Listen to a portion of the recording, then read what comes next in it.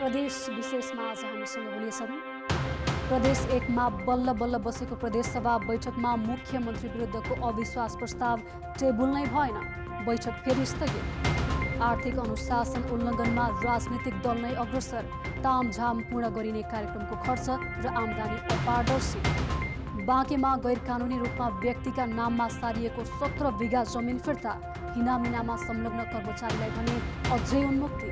र प्युठानमा श्रीखण्ड रुखै चोरी गर्ने समूह सक्रिय, व्यक्तिगत जङ्गलबाट रातारात 4 लाख बराबर रुख गायब। नमस्कार, म श्री पाण्डे। यी थिए प्रदेश विशेषका लागि आजका सामग्री। यस बाहेक रामेछापका माझी समुदायको जीवन फेरिएको प्रसङ्ग हामीसँग रहनेछ। हेर्दै गर्नुहोस् प्रदेश विशेष, समाचार, समीक्षा र सन्देश।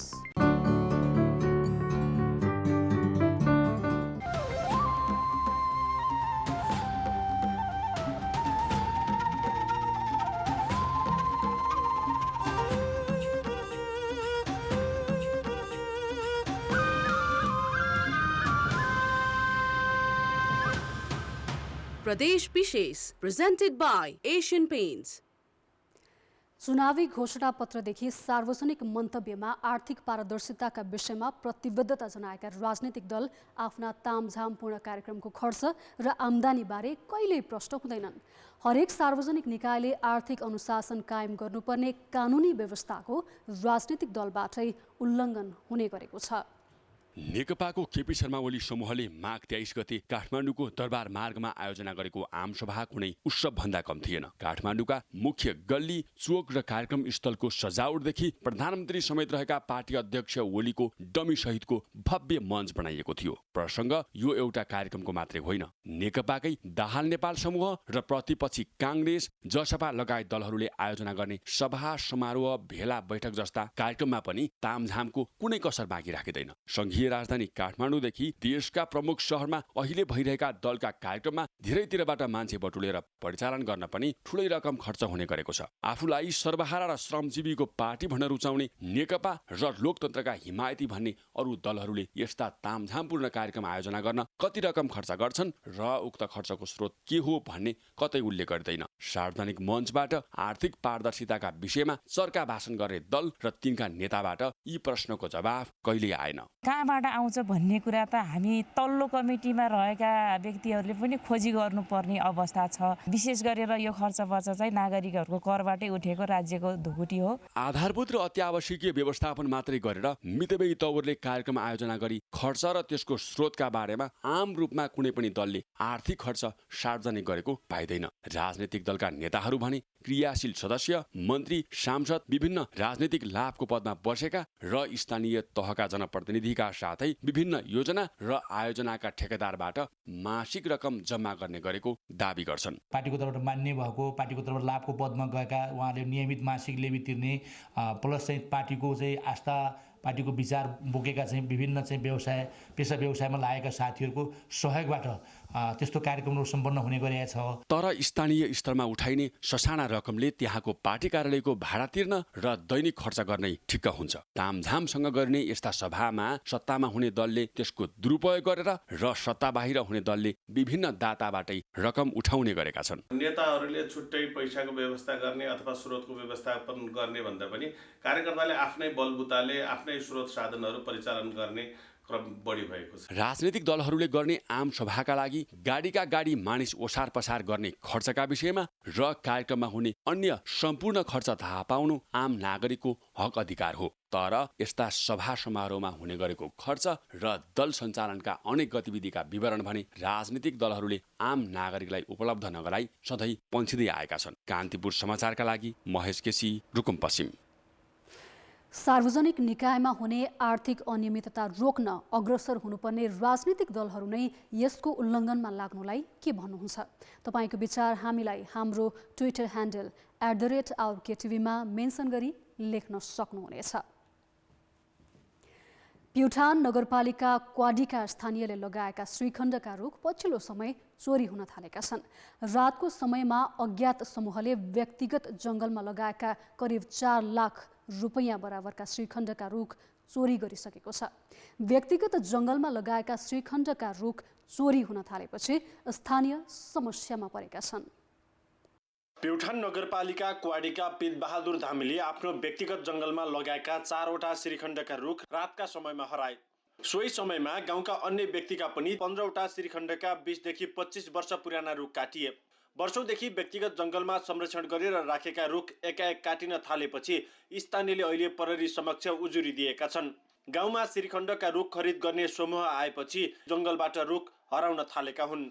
क्वाडीका पितबहादुर धामीसँगै गिरबहादुर धामीका 2, रुमबहादुर धामीका 3, टुकबहादुर धामीका 2, पूर्णबहादुर धामीका 2 र नारायण धामीका 2 गरी 15वटा श्रीखण्डका रुख काटेर अज्ञात समूहले लगेको हो। चोरी भइसकेपछि हामीले चाहिँ इलाका प्रहरी कार्यालय डिजुआरमा चाहिँ हामीले चाहिँ लिखित रूपमा चाहिँ निवेदन दिएका छौँ।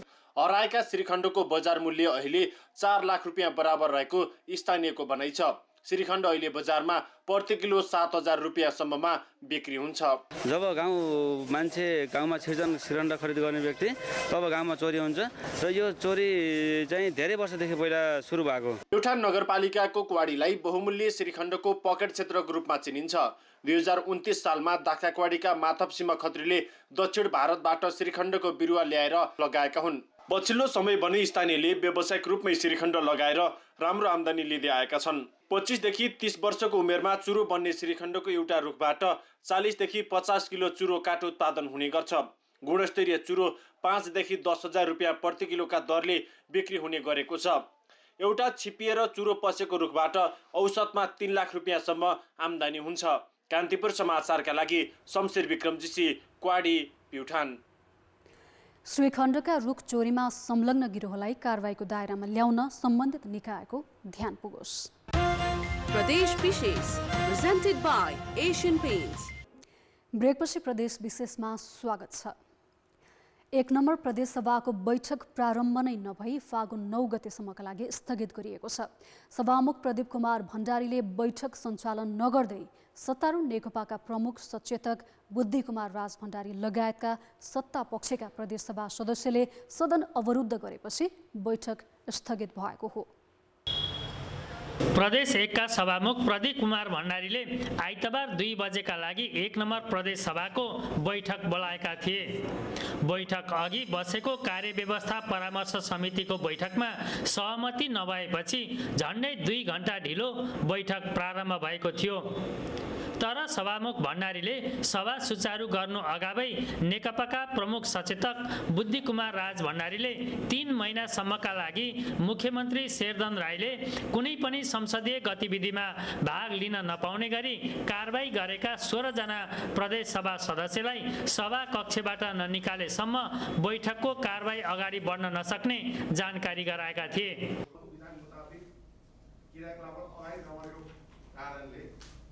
जना मान्यतालाई कार्य गरेको अवस्था छ। त्यो सचिवालय न्यायामूर्ति निर्णय गर्दा छ। न्यायामूर्ति त्यो निर्णय कारबाही दलले कुनै पनि संसदीय गतिविधिमा भाग नलिने गरी 3 महिनाको लागि कार्य गरेको अवस्थामा यो सदन अगाडि नबढाओस् भन्ने हामी प्रस्ताव ल्यायौँ। सत्ता पक्षबाटै सदन अवरुद्ध गरेपछि सभामुख भण्डारीले फागुन 9 गतेसम्मका लागि बैठक स्थगित गरेका छन्। माननीयज्यूहरू बस्नुहोस्, आफ्नो आसन ग्रहण गर्नुहोस्।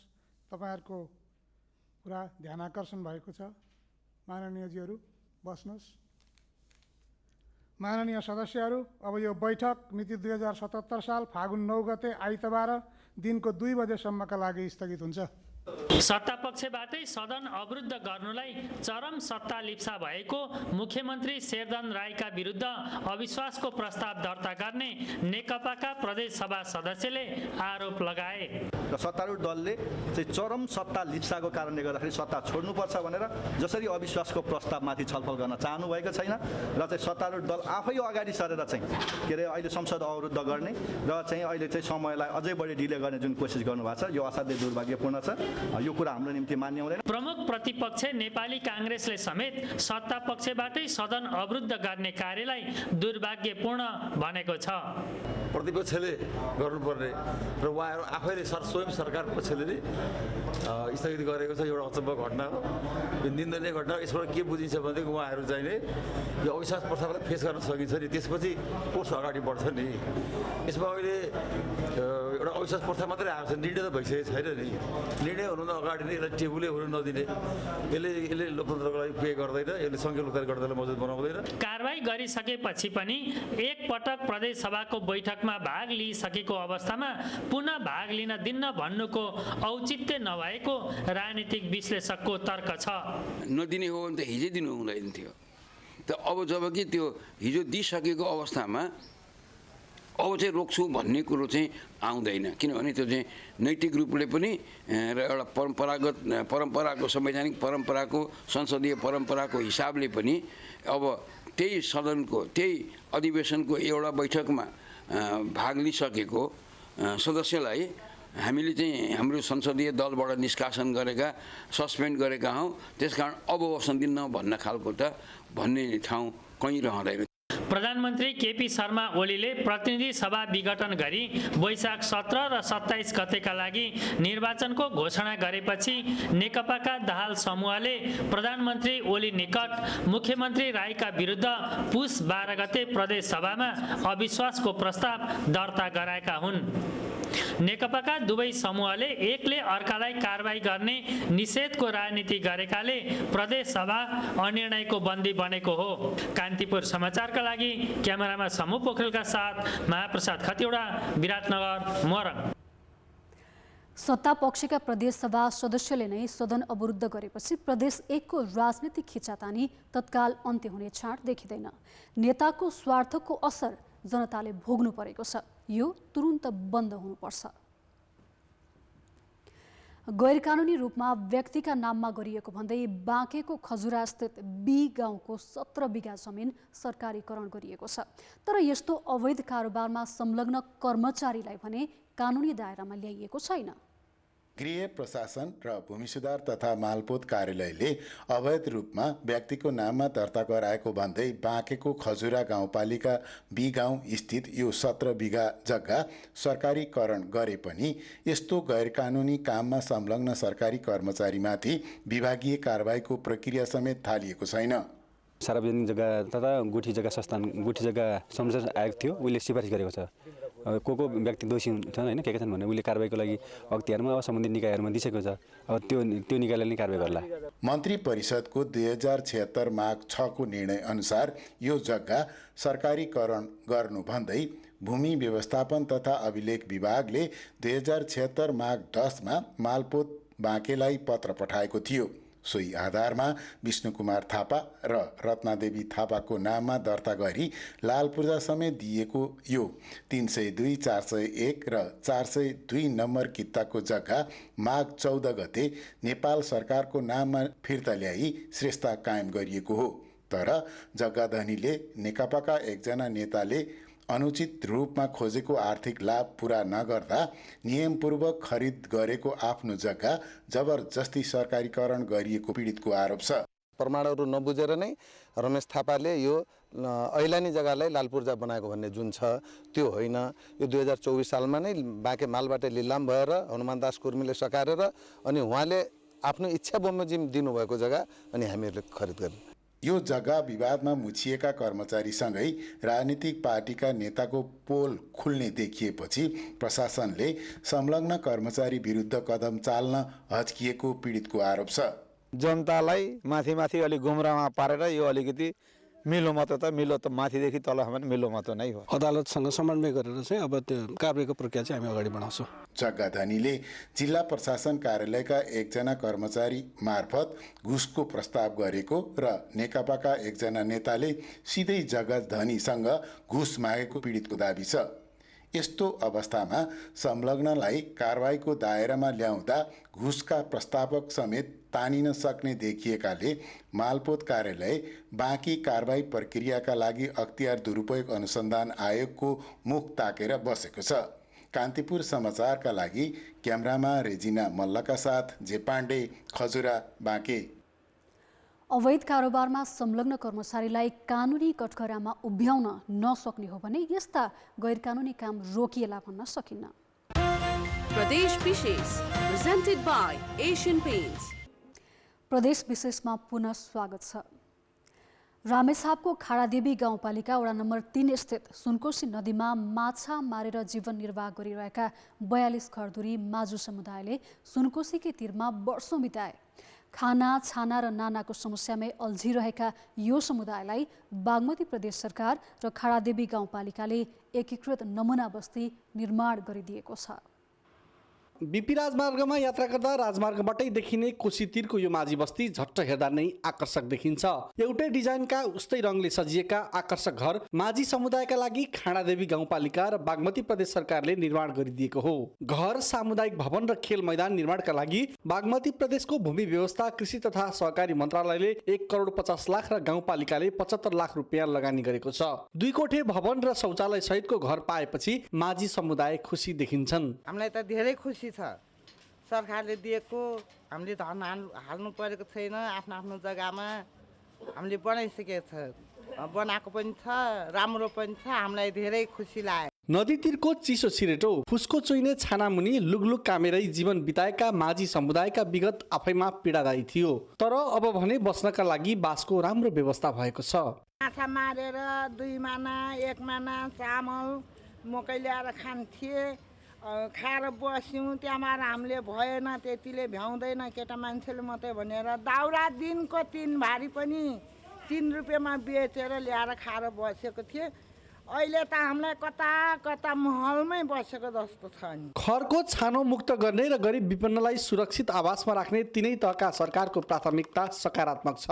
तर दूरदराजका बस्तीहरूमा अझै पनि धेरै गरिब तथा असहाय परिवारका मानिसले यस्तै कष्टकर जीवन बिताइरहेका छन्। सबै नागरिकले सुरक्षित आवास पाउन सक्ने वातावरण भने अझै बनिसकेको छैन। केन्द्रदेखि प्रदेश सरकारले सञ्चालन गरेको जनता आवास कार्यक्रमले गरिब तथा विपन्न परिवारका लागि नयाँ घर बनाइदिने भनेर भएको पुरानो घर भत्काइएको छ भने नयाँ घर बन्ने सुरसार नै छैन, जसका कारण वर्षामा झरी र हिउँमा चिसोले धेरैलाई सताएको छ। कान्तिपुर समाचारका लागि बालकृष्ण अधिकारी, खाडादेवी गाउँपालिका, रामेछाप। रामेछापको खाडादेवी गाउँपालिकामा जस्तै यस्ता धेरै ठाउँमा घाँस, बाँस र कपासकै लागि मरिमेट्नु परेका धेरै घटनाहरू छन्। त्यसतर्फ पनि त्यहाँको गाउँपालिकाको ध्यान पुग्न सके कति राम्रो हुन्थ्यो होला। प्रदेश विशेष आजका लागि यति नै। प्रदेश समाचारहरूको साथमा भोलि फेरि आउनेछौँ। कान्तिपुर टेलिभिजन हेर्दै गर्नुहोला। नमस्ते।